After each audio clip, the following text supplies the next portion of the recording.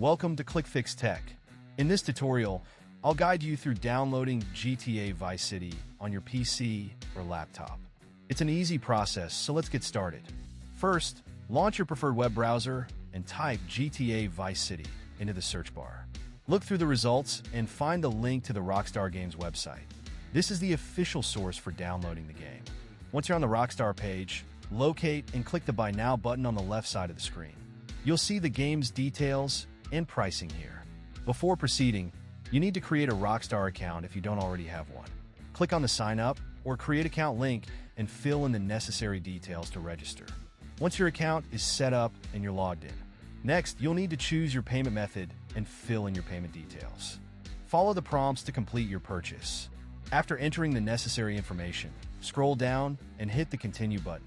Upon doing so, your game purchase will be processed, and you can start the download immediately on your device.